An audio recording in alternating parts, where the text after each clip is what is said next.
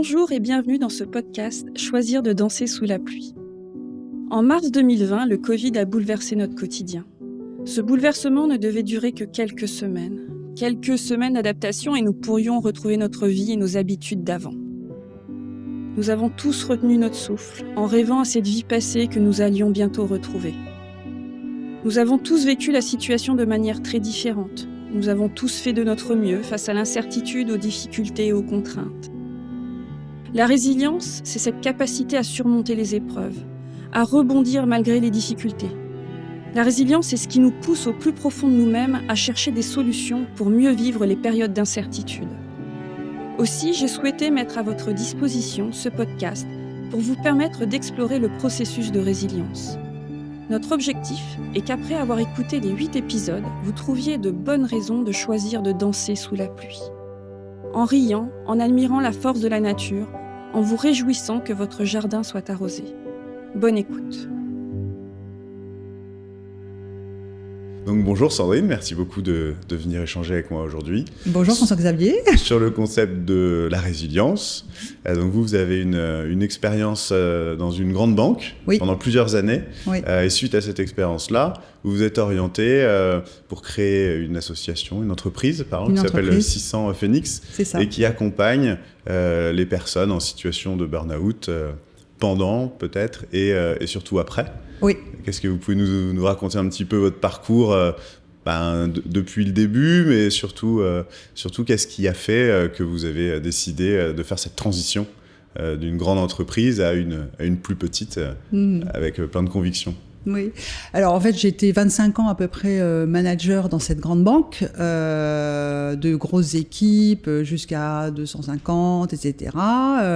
Et puis aussi en indirect, une vingtaine de mille de personnes sur des programmes de formation, d'accompagnement du changement. Okay. Et donc dans les dernières années, j'ai vu des projets de transformation très avec un gros impact sur les métiers des personnes. Et du coup, j'ai perçu la montée des risques psychosociaux. Voilà. Donc, ça m'a beaucoup intéressée sur comment accompagner des programmes de transformation en tenant compte de ceux qui ne s'y retrouveraient pas et qu'est-ce qu'on peut faire pour ceux qui ne s'y retrouveront pas. C'est qu'au fur et à mesure que vous emmeniez la transformation de l'entreprise, vous vous rendez compte que la direction qui était prise pour cette transformation, elle mettait en risque des gens. Oui, alors c'était pas forcément du fait de l'entreprise, mais c'était aussi du contexte. Mais c'est quoi les éléments comme ça qui vous ont fait penser à ça ? C'est tout ce qui est digitalisation. Évidemment, l'hyperconnectivité, la transformation aussi de la banque, du fait des startups qui, allaient sur des activités de la banque traditionnelle, mais d'une autre façon, et qui l'obligeait à se transformer, voire à abandonner soit des postures de métier, soit des activités traditionnelles, notamment le conseil aussi, c'est-à-dire que une des dernières filiation avec les métiers d'origine qui était le conseil pouvait disparaître parce qu'il y a toute l'intelligence artificielle, etc. Et donc là, on voyait arriver des grands bouleversements de fond sur directement les personnes, en fait. Voilà. Donc du coup, je m'y suis intéressée sur comment on pouvait accompagner la transformation en tenant compte de ces risques qui montaient. Et tant et si bien, je ne sais pas si vous le couperez ou pas, mais que moi, j'ai fait un magnifique burn-out. D'accord. Voilà. Trop de charges Trop d'engagement, je pense, trop de d'engagement par rapport à des convictions qui fait, et j'y reviendrai, que pour moi j'étais pressée de mettre en place des choses pour justement prévenir les risques psychosociaux. Peut-être qui... Voilà, il y a ça, il y a... Et puis, quand vous êtes rendu compte du risque pour énormément de gens, quand vous vous dites, tiens, mais mince, en fait, on va tous... Voilà, il y en a beaucoup qui vont aller dans le mur, voilà, et c'est ça. Vous êtes un peu aux manettes, j'imagine. C'est ça, donc là, il faut absolument mettre ça en place, etc. Puis, le temps d'une entreprise, sur des sujets comme celui-ci, il n'est pas le même que celui de l'humain, puisque moi, je voyais des situations qui étaient difficiles pour certains, voilà. Donc du coup, moi, je suis partie magistralement sur un burn-out avec dépression. Je ne sais pas si vous regarderez dans l'interview, mais... bah si, après, c'est justement... Tout ce sujet du burn-out, il est à mettre en parallèle avec ce qui se passe aujourd'hui avec le Covid. C'est que tout le monde vit une crise. Et il y a les signes, ce qui se passe avant ce moment de crise et surtout ce qui se passe après. Et ce qui se passe avant est important. La façon dont on commence à détecter que justement on est en burn-out ou qu'il y a une dépression, qu'il y a quelque chose de critique qui est en train de se produire. Comment il faut réagir aux premiers signaux et puis surtout après comment on fait pour rebondir et en ressortir peut-être même grandi, parce que c'est toute l'idée de la résilience. Donc au contraire, c'est très intéressant le témoignage, et on se doute bien, et c'est un peu le point commun de tous les gens qui sont investis dans cette voie-là de résilience, d'accompagnement post-burnout et des choses comme ça. Parce qu'en général, c'est des gens qui ont vécu quelque chose et qui ont envie d'accompagner les autres à le surmonter, quoi. Oui, qui en font quelque chose, en fait. Et en fait, je suis retournée dans l'entreprise et j'ai vu des gens arriver vers moi en me disant écoute, moi je suis pas bien, etc. Et puis je voyais l'entreprise différemment parce que j'étais arrêtée 6 mois, donc pendant 6 mois, je ne suis pas entrée sous l'enseigne qui formate quand même beaucoup. Donc du coup, je voyais l'entreprise comme un client ou comme quelqu'un d'extérieur. Et donc, je voyais des choses que je ne voyais pas avant de faire le burn-out. Donc je me suis dit, là aussi, il y a pour l'organisation, c'est intéressant. Mais les entreprises ne sont pas encore forcément tout à fait mûres pour tirer parti d'aventures comme celle-ci, qui fait que on est dedans, on n'est plus dedans, et on peut apporter quelque chose justement sur la raison d'être, le mode de fonctionnement de l'entreprise, le mode d'organisation, le mode de management, les rapports avec le client, avec les fournisseurs. Voilà, on a un œil qui est neuf, mais qui en même temps est riche du passé qu'on a eu dans l'entreprise. Donc, qui peut voir, tiens, ça, c'est pas exactement la réalité, et donc il y a peut-être quelque chose à transformer. Donc là, on parle de transformation profonde, et qui peuvent emmener l'entreprise à s'adapter vraiment à un marché, s'adapter vraiment à des collaborateurs, à l'évolution des collaborateurs, etc. Voilà. Donc, et comment ça s'est passé, ce retour ? Vous avez pu faire ce rapport d'étonnement et peut-être changer un peu le poste que vous aviez avant, ou Non, parce que bon, c'était il y a 6 ans. Donc peut-être que c'est différent aujourd'hui, notamment avec la crise du Covid, mais non, c'était trop tôt. Pour les entreprises, le burn-out, c'est vraiment un sujet tabou, parce qu'il y a cette histoire de la responsabilité de l'entreprise, c'est-à-dire l'entreprise est responsable de la santé physique et mentale. Donc, si on reconnaît que quelqu'un a fait un burn-out, on s'expose à une procédure. Enfin, c'est ce que pense l'entreprise. Alors que dans les gens que j'accompagne, il y a beaucoup de gens qui n'ont aucune envie de faire une procédure. D'autres ont envie parce qu'il y a vraiment quelque chose qui s'est passé, de l'ordre du harcèlement, ou etc. Mais il y en a beaucoup qui sont dans une espèce de regard comme ça, effectivement, un peu, pas innocent, mais comment dirais-je, un peu... presque bienveillant. Souvent, j'ai l'impression qu'il y a aussi une notion de responsabilité partagée. C'est que c'est pas que de la faute de l'entreprise et pas non plus que de la faute du collaborateur, mais c'est que l'entreprise, c'est pas un terrain forcément bienveillant à 100% du temps, forcément, parce qu'il y a une notion de compétitivité. L'objectif d'une entreprise, c'est que les collaborateurs donnent le plus possible à l'entreprise, quelque part, qu'ils soient productifs. Et effectivement, du côté collaborateur, il y a un de ses rôles par rapport à ça, c'est aussi de savoir un peu se protéger. Et quand on ne sait pas le faire, forcément, l'entreprise, naturellement, elle pourra avoir tendance à pousser, quoi. Donc c'est ce rapport-là qui n'est pas évident. Et j'imagine quand on se retrouve dans cette situation, on se dit, hop, ça y est, je perds pied. On se dit mince, c'est de ma faute, quoi. Ça doit être un des premiers réflexes, et donc c'est pas du tout de dire allez, je vais attaquer l'entreprise. Mais il y a beaucoup de sentiments de culpabilité, et notamment par rapport aux collègues, aux managers ou aux collaborateurs. Quand les gens s'effondrent, il y a l'effondrement de l'identité en premier, et puis il y a ce sentiment de culpabilité, mais j'ai laissé tomber, j'ai abandonné les gens, le projet, etc. Donc il y a ça qui est très dur à vivre pour eux. Mais pour revenir justement à la résilience,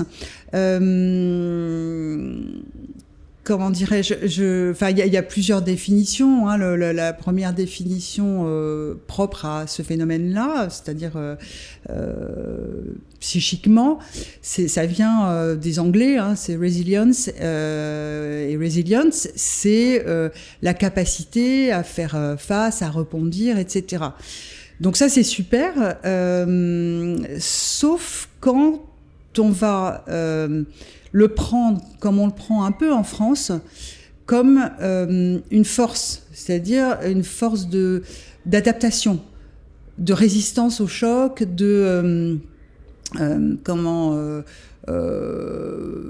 faire face aux difficultés, aux contraintes, etc. En fait, c'est pas tellement ça. Et au contraire, nous, ça nous inquiète. Quand on voit quelqu'un qui est en force par rapport à un contexte qui ne lui va pas, on est plutôt inquiet parce qu'on sait que justement, il est en train d'entrer en épuisement professionnel. C'est-à-dire qu'il est en train de résister à un contexte qui ne lui convient pas, alors on ne va pas juger, etc.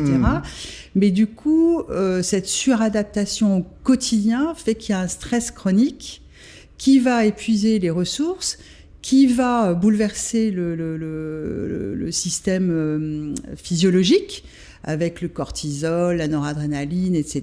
Et qui, à un moment donné, au bout de à peu près 6 mois, il faut en général au minimum 6 mois pour que ça fasse épuisement professionnel, donc peut vraiment se terminer en burn-out, c'est-à-dire tout s'effondre. Il n'y a plus de cortisol, c'est pour ça que la personne ne veut pas remonter le matin. Et quand vous disiez il y a une responsabilité de la personne, pour moi, la responsabilité, elle est future. C'est-à-dire, ma responsabilité quand j'ai fait un burn-out, c'est de me connaître, de me débarrasser effectivement de tout ce qui a fait que j'ai tenu dans une situation qui n'était pas bonne et que je n'ai pas retombé là-dedans. Donc ça, c'est après le burn-out. Je ne sais pas si je suis... Non, si, j'ai plein de questions. Ah bon, d'accord. Ouais.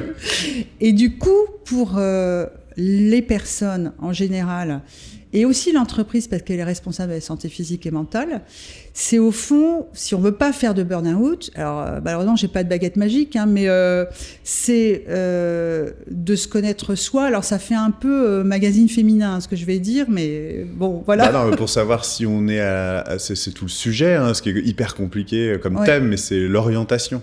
Et c'est effectivement l'orientation, c'est quoi ? C'est aller dans un poste, un métier qui nous convient le mieux. Exactement. Et donc c'est d'abord, ça passe par analyser ses compétences, là où on est fort ou là où on est bon, et essayer de trouver une activité dans laquelle on pourra mettre ça en avant pour pouvoir s'épanouir, quoi. Parce que finalement, on fait souvent, on fera bien ce pour qu'on est doué, quoi. Exactement. A priori, après.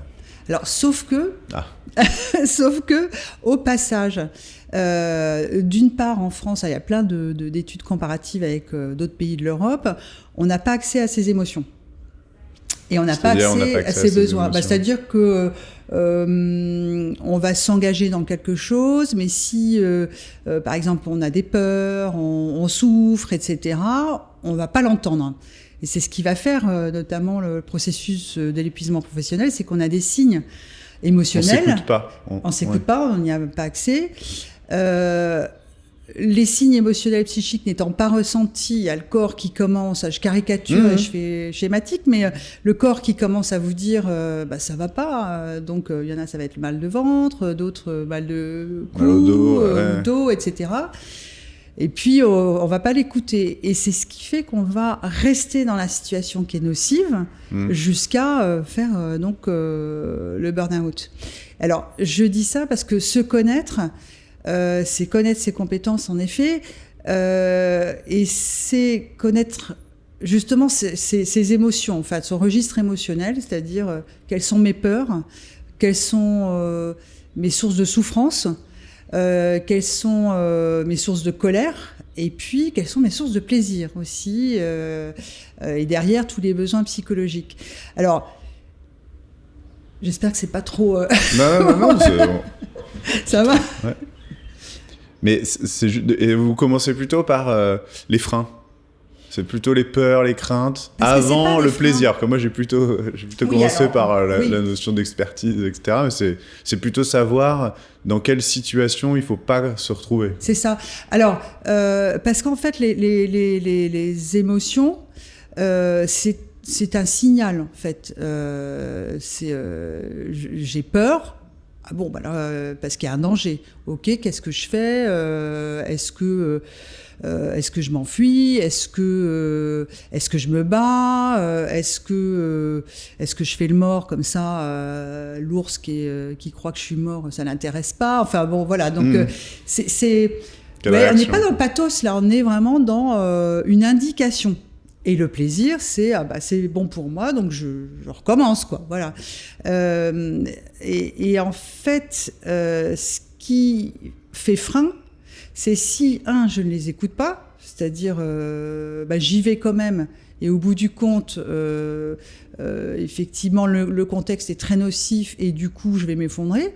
Ou quand ça se transforme en sentiment, c'est-à-dire une émotion qui se transforme en sentiment, c'est-à-dire je souffre et ça se transforme en personne ne m'aime, je suis toujours exclue des réunions, etc. Voilà, c'est là où il y a une responsabilité, c'est d'avoir accès à l'émotion première et de se dire qu'est-ce que je fais ? Je m'en vais, je reste.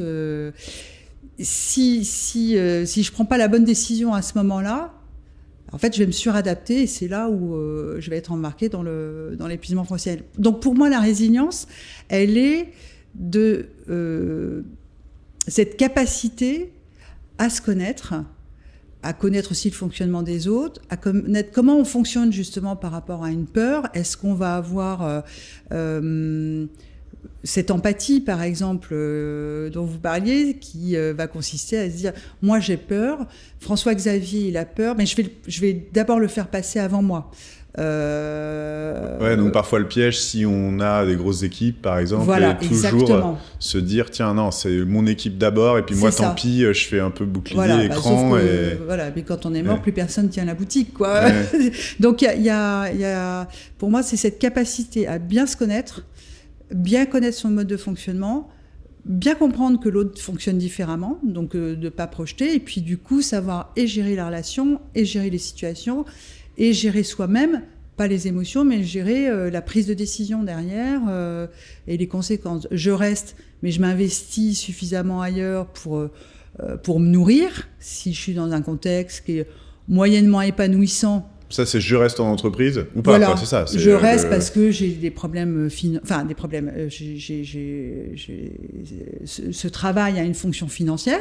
Voilà, ok, je reste, mais je n'investis pas tout là-dedans. C'est-à-dire que je fais de la musique, mais c'est pas un accessoire. C'est une vraie source d'épanouissement et c'est pas... Donc si on l'a moins au travail, il faut essayer d'aller la chercher ailleurs, quoi. C'est un petit peu ça. C'est de se dire, et relativiser, s'investir un peu, essayer de s'investir moins dans le poste pour pouvoir se consacrer à des choses plus épanouissantes à côté, quoi. Voilà. Et s'investir moins, c'est pas dans un sens binaire, c'est-à-dire je suis complètement détaché, ou etc. C'est...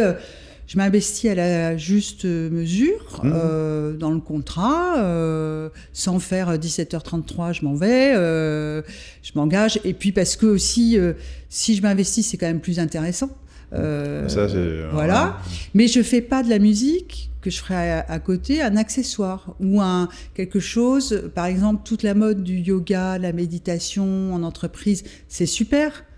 Sauf si ça fait tenir les gens plus longtemps dans une situation qui ne leur convient pas. Donc si c'est instrumentalisé pour tenir et justement pour gérer son stress, etc. Je ne sais pas si je suis claire. Non, mais si, mais parce que ça peut être quoi l'autre notion ? On ne fait pas juste du yoga pour évacuer la pression. Voilà. Il faut faire du yoga pour soi.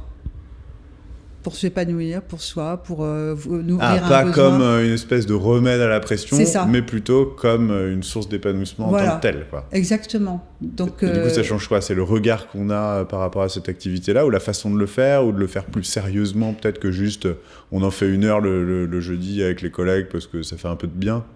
C'est la façon de le faire parce que... soit c'est une vraie source d'épanouissement qui nourrit nos besoins, qui nous épanouit et voilà, on a un équilibre. Je fais de la musique, je fais du yoga et je suis bien dans ma vie. Et puis je travaille, je trouve des sources d'intérêt, etc. Dans le travail. C'est pas le travail le plus intéressant que j'ai jamais fait, mais voilà, j'ai un équilibre. Et je suis pas dans une dichotomie vie privée, vie pro. Non, c'est un ensemble dont fait partie le travail. Voilà.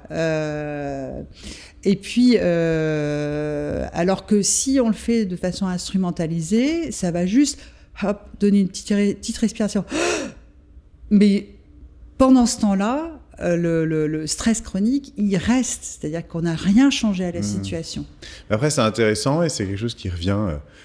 assez souvent pendant les épisodes, c'est ce côté, finalement, il y a quand même une façon psychologique de recevoir l'information et de la diriger soit vers quelque chose de négatif, soit de positif. Mais c'est, comme vous disiez, il faut aussi voir le métier, même si c'est pas le métier rêvé et compagnie, mais il faut quand même... si on l'appréhende d'une manière positive, on va trouver de l'intérêt. Il y a quand même un truc de méthode Coué, de se lever le matin en disant non, mais mon métier il est cool, mon poste il est intéressant. Et puis finalement, on va y se mettre à y voir de l'intérêt. Alors que si on broie un peu du noir, et on va très bien réussir à s'auto-convaincre que c'est pas du tout le poste qu'il nous faut, qu'il faut être ailleurs et partir dans une spirale un peu négative, quoi. Alors. Ce qui est intéressant avec les gens qui ont fait un burn-out, c'est quand ils reviennent, je m'appuie là-dessus puisque c'est, bien sûr, c'est toute la richesse d'avoir beaucoup d'expérience. Oui. Et quand ils reviennent au travail, s'ils reviennent dans leur entreprise, ils voient les choses différemment. C'est-à-dire que, alors, il y a un phénomène qui est quand même physique et psychique au début, c'est qu'ils sont très fatigués, c'est compliqué au niveau de la concentration, mais en effet, ça fait du bien parce qu'on remet le pied à l'étrier du travail, des fonctions exécutives. Et quand je dis exécutif, c'est pas régir un board, un conseil d'administration. C'est, je sais pas, faire une lettre, passer un coup de fil, lire un document. C'est vraiment des fonctions cognitives. Ils retournent avec... d'une part, une diffusion du travail et de tout ce qu'on y met en France, c'est-à-dire la valeur travail, la seule source d'épanouissement qui vaille. Enfin, j'exagère un petit peu. Ça, c'est l'après-guerre, plutôt. Mais... Oui, c'est ça, voilà. Et là, soit effectivement, j'ai vraiment un travail qui me passionne, donc j'ai envie d'y retourner. Soit j'ai un travail où je me suis surengagée parce que c'est mon tempérament, parce que je suis perfectionniste, parce que je suis empathique et que c'est les équipes qui me nourrissent, etc. Parce que je suis corporate, etc. Donc ça, il y a une espèce de prise de recul ou prise de hauteur. Mais pour autant, je ne vais pas me désinvestir totalement, mais je vais le voir autrement. Je vais le mettre à une place qui est correcte pour moi. Alors, sauf le phénomène du temps qui fait que la personne met un peu de temps quand même à retrouver cette concentration, cette mémoire et moins de fatigue, elle va rester investie, mais pas investie, engagée, ce qui entraîne un risque pour elle et pour l'entreprise de rechute. En fait, c'est vraiment ça, c'est ce dosage là, c'est d'équilibre vie pro, vie perso, c'est comme ça qu'on le traite, mais c'est vrai que c'est une sorte de ratio. Et en fait, dans apprendre à bien se connaître, j'ai l'impression la clé, c'est aussi de savoir quand on dépasse cette limite de là, tu es en train de trop donner pour ton poste, enfin pour l'entreprise, pour caricaturer, et là, tu te mets en danger. Oui. Et du coup, et comment on reconnaît qu'on est en train de passer cette limite-là, ou comment justement on se dit tiens, cette petite activité de yoga finalement elle me sert juste à évacuer la pression, mais elle n'est pas épanouissante parce que finalement j'ai ce surinvestissement. Comment vous, dans les gens que vous accompagnez, ou peut-être un petit peu plus là en amont, comment est-ce qu'on peut détecter qu'on est en train de passer cette limite-là? Comment on peut le savoir? Alors en aval, ils arrivent assez clairement à le voir, parce que de toute façon c'est non négociable, c'est-à-dire le corps tout de suite va leur donner des signes. Oui, mais parfois on l'entend pas clairement, parce que quand vous dites ouais j'ai mal au dos, j'ai machin, mais on se dit pas tout de suite que c'est le corps qui est en train d'essayer de faire comprendre quelque chose. Quoi. Alors ça revient assez souvent avant. En plus, c'est étonnant. C'est surtout avant. Alors ils s'écoutent pas du tout. Parce que dans ce process de 6 mois, vous dites qu'il y a un process physiologique de 6 mois, et c'est au bout de ces 6 mois qu'on a atteint l'épuisement, parce que, on peut parler de cortisol, comme ça, mais on vit des choses on vit des choses, et puis en fait, il y a sans rentrer dans les détails, mais il y a d'abord la dopamine, ensuite la noradrénaline, et puis la sérotonine, qui sont des circuits de récompense, de veille, par rapport au danger, et puis la sérotonine qui va dire, pour caricaturer cortisol, bon c'est bon, les dangers écartés, allez on va tous se coucher, on va dormir, puis au prochain danger, ou demain matin, allez toi tu te relèveras et tu feras qu'il se lève de son lit, etc. La dopamine avec son sourire, ça comme il est tout seul, le cortisol après, pouf, il monte en flèche jusqu'à épuisement des stocks, et puis il y a même un phénomène de burn-in à un moment donné, c'est-à-dire que là c'est exponentiel. C'est ça, puis tout d'un coup, schlac, ça s'effondre. Donc, pendant cette période-là, très souvent, les gens ne le voient pas, et quand ils commencent à le voir, ils tombent dans le déni, surtout vers la fin. Et en fait, c'est souvent les autres qui le repèrent, en disant, mais je te reconnais pas. Parce qu'il y a l'irritabilité, il y a de l'agressivité, ou alors plus aucun affect, enfin, plus rien. Donc, c'est souvent les autres qui voient, ou eux-mêmes qui se disent je comprends plus comment je comprends pas ce qui se passe, voilà, je comprends pas.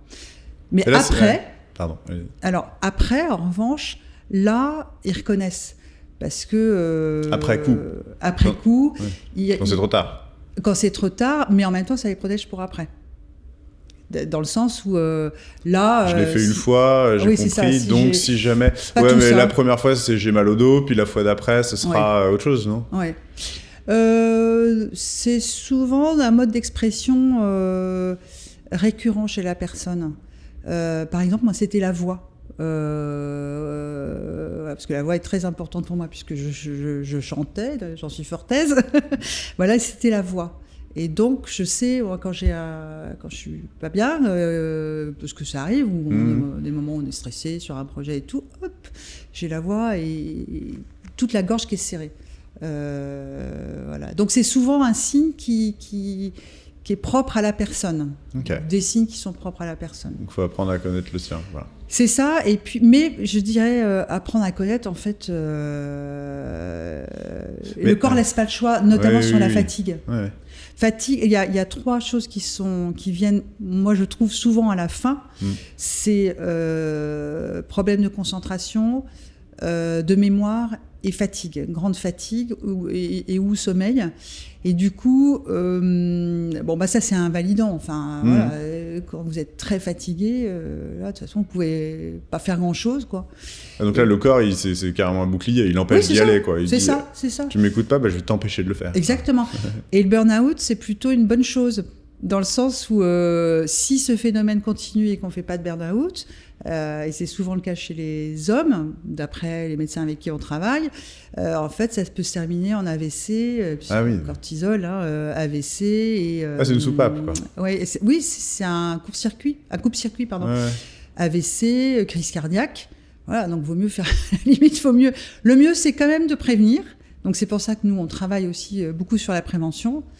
Avec l'accès aux émotions, la reconnaissance des signes physiques, la systémie aussi pour modifier procéder à des changements sur le mode de fonctionnement. Justement, je ressens que j'ai de la peur. Ok, c'est pas un frein là. Je me dis mais qu'est-ce qui se passe ? Voilà, chaque fois que je vais dans une réunion où on parle de tel sujet.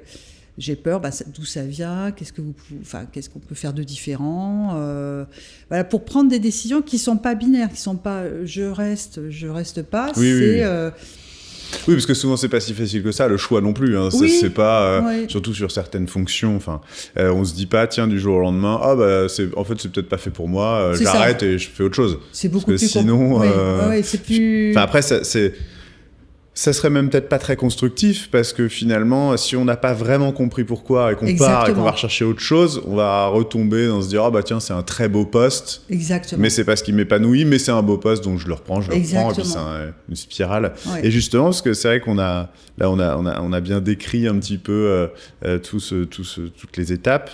Mais comment vous aujourd'hui, vous avez créé 600 Phoenix, donc avec cette vocation d'accompagner les gens qui ont fait un burn-out. C'est quoi la méthode ou comment ça se passe ? Donc les gens font un burn-out, à quel moment ils viennent vous voir ? C'est quand ils ont envie de repartir. Enfin voilà.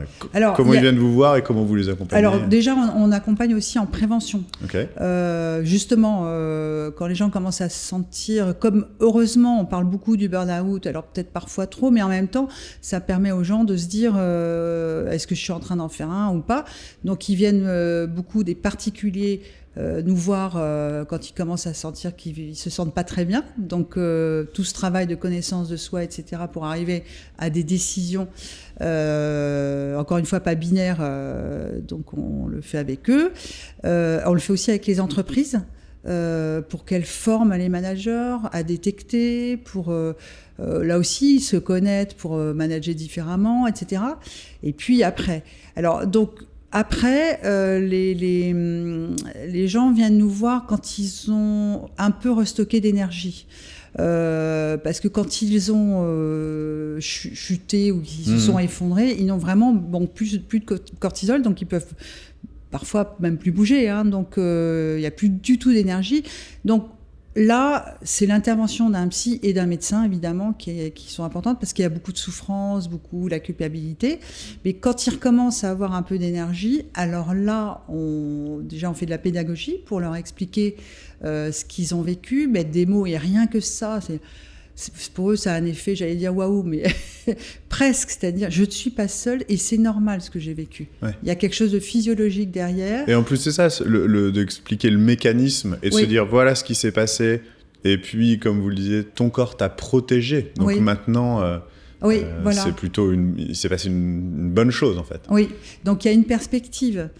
Et là, il y a une chose qui est très importante à leur faire prendre conscience, c'est le temps, la notion de temps. Et ça, c'est très important aussi, même en prévention. C'est-à-dire qu'on est dans une immédiateté, qu'il faut donner une réponse tout de suite, les choses sont figées, une fois qu'on a fait ci et fait ça, on ne peut pas revenir en arrière. Là, c'est très important pour eux de savoir qu'on ne sait pas combien de temps va prendre la reconstruction. Alors là aussi, ça fait très magazine, je sais pas, mais comment dirais-je En même temps, il faut recharger faut recharger, donc on ne sait pas trop voilà, combien de temps ça va durer. Parce que si ça met 6 mois à se vider, ça m'étonnerait que ce soit 6 jours pour se remplir, quoi. C'est tout à fait juste, voilà. Et du coup, quand même les rassurer sur le fait qu'ils ont le temps. Alors, quand on dit ils ont le temps, d'abord, on a des mécanismes sociaux qui sont effectivement quand même plutôt bons. Ce qui est difficile, c'est pour certains qui, n'en pouvant plus, à un moment donné, démissionnent sans protection, du coup. Ouais. Là, c'est compliqué. Donc, il y a quand même des associations, des prises en charge solidaires. Nous, on en fait... on a un quota d'heures qu'on dispense de façon solidaire. Et puis, cette notion du temps aussi pour savoir que quand on prend une décision, rien n'est définitif. C'est-à-dire qu'il peut se passer des choses, et c'est aussi remettre la complexité de la vie dans le sens où y a l'inconscient qui va travailler, il y a quelque chose qui va arriver sur le chemin, et que finalement, cette reconstruction, elle va durer quasiment toute la vie, mais ce qu'aurait dû être le cas avant. Cette construction de notre personne, la découverte de soi à travers les bonheurs, à travers les malheurs, c'est toute la vie, c'est un chemin. Sauf qu'on l'a à un moment donné peut-être un peu figé parce qu'on s'est conformé à une identité sociale, une identité professionnelle qui fait qu'à un moment donné, on va tenir, on va se carapassonner et puis jusqu'à se suradapter et puis craquer. Voilà, donc du coup, cette notion du temps, elle est très importante. Mais je dirais que tout ce qu'on vient de se dire, c'est vrai aussi pour l'entreprise, pour l'organisation. Oui. C'est-à-dire, quand elle vit quelque chose comme ça, c'est-à-dire un manager qui craque, ça dit quelque chose de peut-être des rigidités de l'entreprise, mais aussi de ses forces, c'est-à-dire il y a de la résilience dans l'entreprise aussi. Donc, comment on fait, comment on se connaît nous, entreprise, mode de fonctionnement, notre raison d'être, de vivre, etc.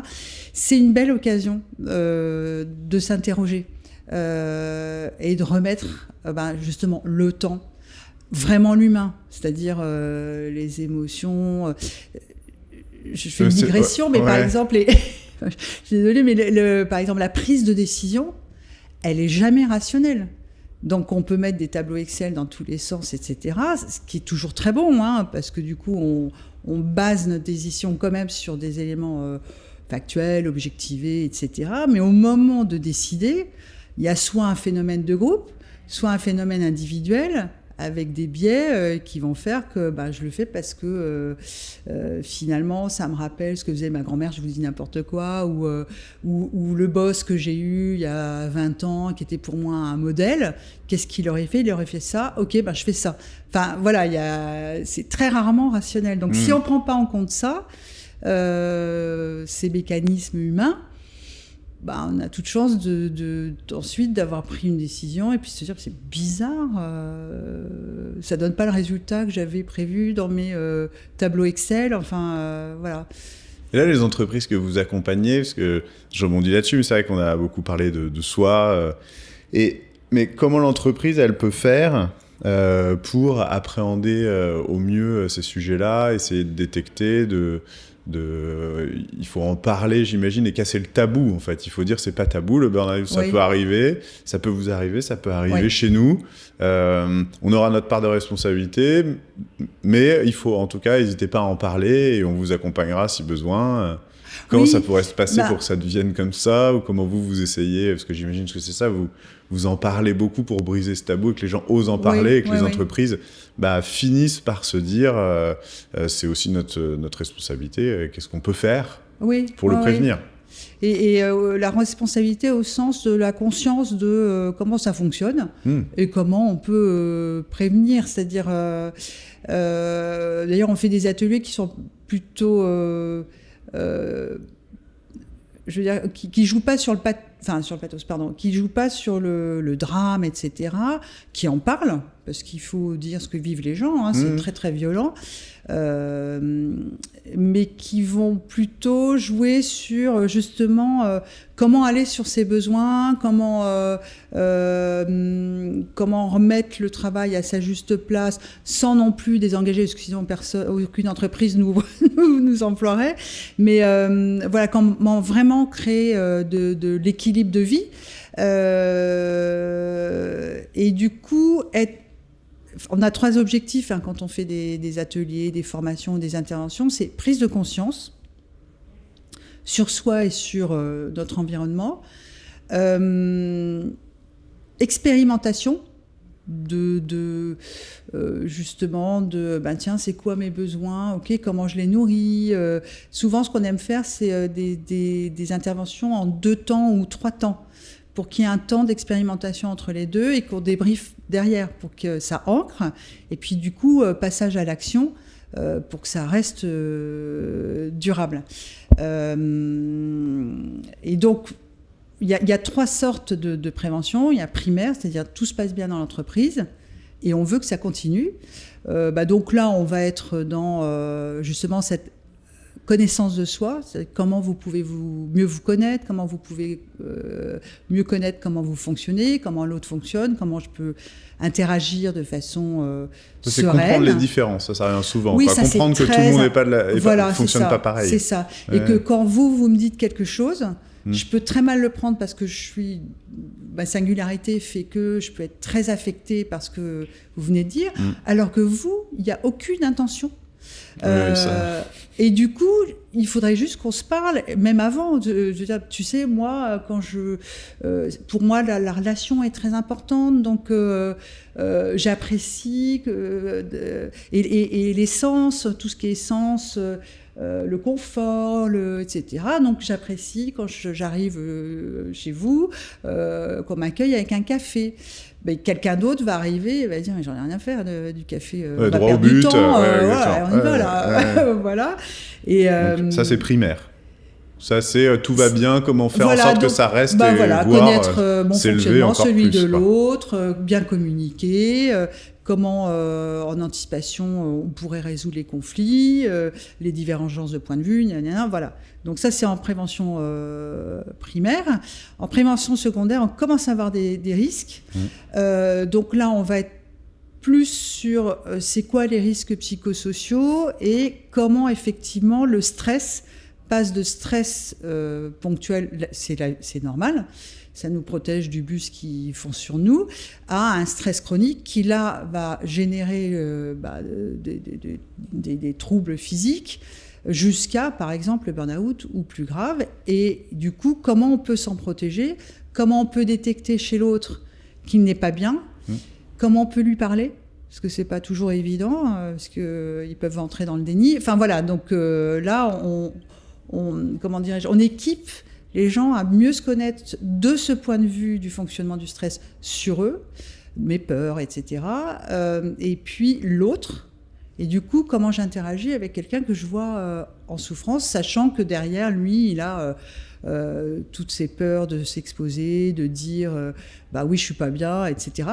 Voilà. Donc, et puis alors, en tertiaire, ça c'est quand le risque est survenu, c'est-à-dire quand il y a vraiment eu un burn-out. Et là, ce qui est très important, et c'est malheureusement pas assez souvent le cas, c'est d'accompagner la personne, on n'y a pas toujours accès, d'accompagner le manager et d'accompagner l'équipe. Le manager peut avoir le sentiment de culpabilité, l'équipe aussi. Alors, en plus, ils ne comprennent pas ce qui se passe chez l'autre. Donc ça, c'est pendant l'arrêt. Et si la personne revient, ou même si elle ne revient pas dans l'équipe, c'est les accompagner pendant cette période-là, soit pour accueillir la personne qui revient, soit pour accueillir l'absence, j'allais dire. C'est-à-dire, pourquoi il ne revient pas ? Il nous abandonne, il nous déteste, qu'est-ce que j'ai fait de mal ? Enfin voilà, donc si on veut éviter l'effet boule de neige, ce que peuvent craindre les RH notamment, c'est ça, c'est de mettre les choses sur la table et puis tenir compte de ce qui se passe pour chacun des membres de l'équipe. Alors, sans faire de l'accompagnement individuel pour chacun. Ça fait un peu gestion de crise, mais en même temps, c'est vrai crise, que... alors, et je vais faire le parallèle parce que c'est pour ça aussi que cette notion de résilience, elle est très importante en ce moment, et que comprendre ce qui se passe avec les burn-out, où j'ai eu d'autres exemples. J'ai parlé avec un colonel, par exemple dans l'armée, c'est pareil. Le métier de l'armée, c'est de préparer des gens à vivre une situation hyper traumatisante et à gérer l'après. Donc on est toujours dans cette phase avant, pendant, après, quoi. Et là, ce que tout le monde a vécu de manière très globale et généralisée, c'est avant, tout allait à peu près, on a eu cette crise depuis plus d'1 an qui fait que tout est bouleversé. Vous disiez aussi, on va redécouvrir l'entreprise, c'est que là c'est le retour au travail qui n'est pas complètement encore général, mais on revient un petit peu dans les bureaux. Comment faire pour gérer ce retour ? Et justement, là, on est plutôt dans la situation du retour dans l'entreprise, dans le rythme. On va reprendre un rythme. En même temps, il y a des gens qui le disent très bien. Ça fait 1 an que j'essaye de m'habituer à ce rythme de télétravail. Et puis là, du jour au lendemain, on me dit, bah non, maintenant c'est fini. On revient à avant. Et en un claquement de doigts, finalement, il va falloir du temps. Il va falloir comprendre que... dans les différences, il y a des gens qui vont hyper bien reprendre leurs habitudes d'avant parce que finalement, ils en rêvent. D'autres, pas du tout. Donc, tout le monde va être très différent. C'est ça, et comment on peut donner des clés, peut-être aux managers, à l'entreprise, là plutôt, pour gérer au mieux ce retour, quoi. On revient au droit à la différence, déjà. Savoir que l'autre peut ne pas du tout vivre le même retour, peut avoir changé, notamment par rapport à son engagement, etc., peut avoir changé sur ce qu'il veut vivre dans l'entreprise, et que... en fait, il faut parler. Il faut parler. Il faut que les gens puissent parler. Donc, il faut s'exprimer. Ouvrir des... Alors, on n'est pas dans un groupe de parole 24 heures sur 24, mais si quand même un peu. C'est-à-dire que quand il y a quelque chose qui se passe qui grippe, hop, on en parle. Bon, Alors, ce qui fait peur, j'imagine, aux entreprises, c'est les réunions à la française. C'est-à-dire où ça dure des heures et on sort avec rien. Donc il faut quand même un peu structurer les réunions, savoir ce qu'on y veut, etc. pour qu'on passe pas. Parce que la réunion, c'est le meilleur terrain pour que les gens puissent exprimer ce qui s'est passé. Parce qu'il y a toujours ce côté soit individuel, quoi, on parle en face à face, ou alors on parle de manière un petit peu plus réunion générale. Oui. Je pense que là peut-être un mix. Oui, et puis il y a plein de méthodes de créativité maintenant, ou de soutien. Il y a les groupes de co-développement, il y a des groupes d'intelligence créative. Je pense qu'il faut permettre aux gens de s'exprimer, et notamment sur ce qu'ils ressentent. Ça, c'est super important. Qu'est-ce que je ressens ? Donc, c'est accepter ça. Et puis après... Alors, d'abord, il y a des choses qui se sont passées, qui se sont bien passées. Donc, il y a quand même un capital sur lequel il faut travailler. C'est-à-dire, qu'est-ce qui s'est bien passé ? Qu'est-ce qu'on peut en tirer pour justement faire avancer, faire évoluer dans le bon sens ? Qu'est-ce que je retiens ? Qu'est-ce que là, j'améliore ? Voilà. Et puis après... on a su faire collectivement, individuellement, œuvre de créativité. Le premier confinement, c'était génial, quoi. Il y avait plein de trucs, pour beaucoup, pour d'autres, ça a été plus compliqué, mais il y a quand même eu... En tout cas, il a fallu être agile extrêmement rapidement, quoi. Et puis il y avait un élan, on sera plus le monde d'avant, machin, puis d'autres, si, mais en mieux. Enfin bon, voilà, donc capitaliser aussi sur cette énergie créative et dans pas trop longtemps, pour pas que... Alors là, la résilience au sens physique, c'est-à-dire je retrouve exactement la même structure qu'avant, et même, etc., elle peut être sclérosante parce que, non, il faut qu'on tire profit, on est une matière humaine, etc., tire profit de tout ce qui s'est passé, d'autant plus que le monde restant incertain, c'est pas facile pour nos cerveaux. On n'aime pas ça, l'incertitude, la complexité, l'incohérence. C'est des choses que le cerveau n'aime pas du tout. Donc, du coup, c'est un stress. Donc, on est dans un stress aujourd'hui. Vous le disiez, le Covid, quatrième vague peut-être, le rapport du GIEC sur l'environnement. Enfin, bon, voilà. Donc, déjà, on a cet environnement stressant. Donc, on est sous stress chronique qu'on n'avait pas avant le Covid. Donc, du coup, si on en rajoute un peu, et nous, on voit arriver des gens là qui nous disent « Bon, j'étais déjà pas bien avant ». Mais là, tout cet environnement fait que je peux plus. Ouais. Je peux Donc plus. il faut jeunes, tout, il faut tout sauf dire aux gens, on va revenir à exactement comme avant, mais au contraire, vous avez pris du recul. Comment on peut du coup s'enrichir de cette prise de hauteur ? Qu'est-ce qu'on en tire ? Ça, c'était dans l'armée justement. Ils ont ce qu'ils appellent le retour d'expérience. C'est ça, voilà. Un truc du conseil aussi, c'est de se dire tiens, voilà ce qui s'est passé. Tout le monde s'exprime et on se dit tout ce comme on l'a vécu et tout ce qu'on peut en tirer.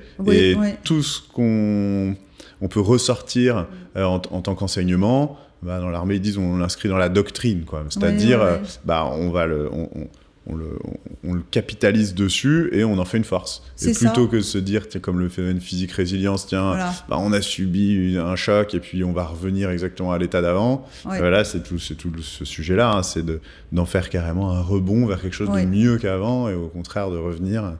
On va plutôt s'enrichir. Et pas sans figer et sans être dans la force. C'est-à-dire... la force en tant que valeur, elle peut être très dangereuse si, encore une fois, on est en force, on passe en force. En résistance. En résistance, exactement. On connaît tous la phrase de Nietzsche, ce qui de tu part en force. Oui, si on se connaît bien, parce que c'est là où on va pouvoir être agile. Et c'est pour ça que je pense que c'est super important aussi de faire œuvre de créativité. Et de laisser la créativité s'exprimer, la faire émerger, j'allais dire pour tous, c'est-à-dire que vraiment laisser personne sur le carreau. Donc dans les plans de transformation d'avant, quelquefois on prenait des panels de gens pour faire les plans d'accompagnement. Moi, ça me semble important maintenant d'engager tout le monde et de solliciter tout le monde sur la créativité. C'est aussi comme ça qu'on implique et qu'on engage les gens, c'est qu'ils contribuent. Et puis, c'est motivant.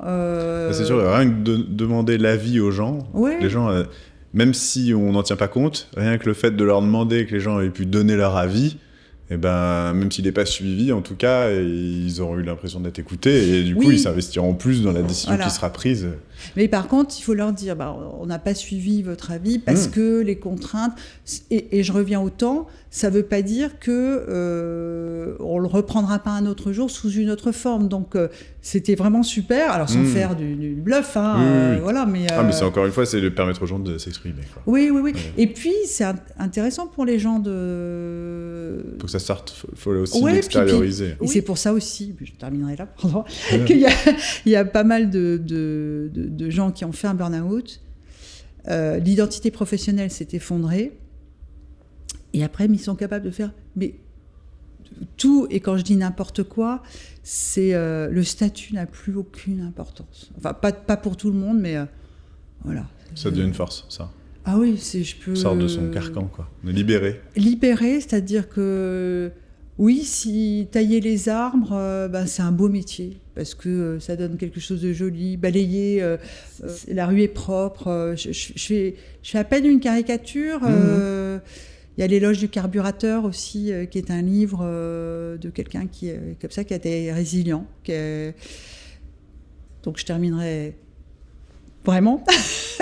Il y a la notion de faire quelque chose de matériel, que l'on voit. Palpable, voilà, qui est très important. Voilà. Soit en changement d'orientation, soit à côté. Mais encore une fois, quand je dis à côté, non, c'est dans sa vie.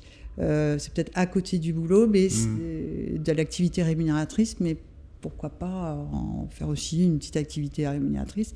Voilà, remettre toutes les composantes de sa vie à la bonne place, au bon moment. C'est une belle chute. Merci beaucoup Sandrine pour tous ces éléments. Je vous en prie. Et du coup, on peut vous retrouver sur 600 Phoenix. Voilà, 600 Phoenix, Phenix. Voilà. Super, merci beaucoup. Merci François-Xavier. À bientôt.